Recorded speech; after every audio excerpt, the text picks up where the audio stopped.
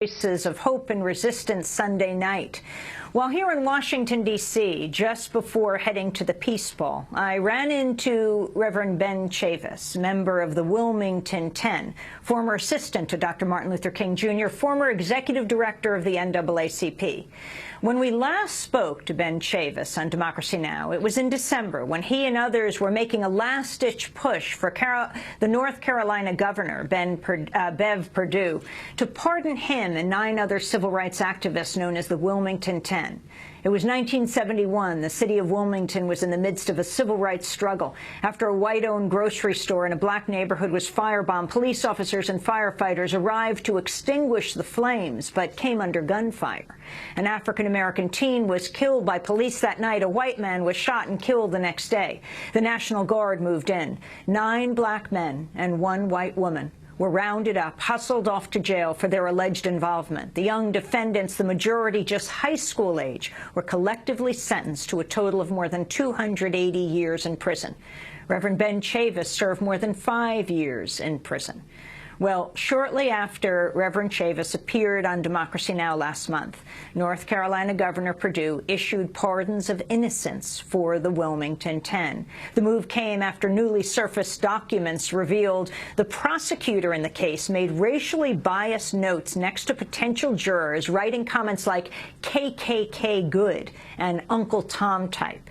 I asked Reverend Chavis last night what it felt like to be attending President Obama's inauguration on Dr. Martin Luther King Day after finally being pardoned. This is a 40-year case of injustice, 40 years, but, you know, better late than never. And I just want to thank the movement. This would not have been possible without millions of people weighing in. And I thank the governor for her act of courage of issuing a pardon of innocence for the Wilmington Ten. We're here now to celebrate the second inauguration of President Barack Obama, also on the occasion of the celebration of Martin Luther King Jr.'s birthday. This all comes together. We feel so happy to be finally vindicated. But this also means now we must reaffirm our support for the continuation of the movement for freedom, justice, and equality for all people, not only in America, but throughout the world. In this exoneration that the governor issued, what most affected you in what she said? Well, what most affected us was a quote in her own words that the case of the Wilmington Ten was, quote, a case of naked racism, unquote. For a Southern governor, a Democratic governor, a female governor, to make that statement on her last day of office shows how powerful the movement for freedom can be when even elected officials in a southern state can say we must right the wrongs of the past by acting in the present and in the future. Have you spoken with the other survivors? Oh, yes. We were all together. We had a big celebration. And when I finally got the piece of paper with the governor's signature on the seal of the state of North Carolina, I said, this paper feels very heavy. It's 40 years of weight in it. How long did you serve in prison? I served 5.5 years in prison. How will you get those years back? Well, you can't get those years back.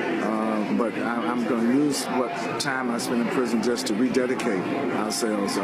Once you take years away from a person's life, it's hard to restore. But we're going to use this as a badge of honor, a badge of pride, and to encourage young people to learn from the civil rights movement so we don't have to go back and repeat history, but we can transform history going forward. Why do you say this was a movement victory as opposed to a governor just changing? Well, the governor responded to the movement of the people. This was a movement victory.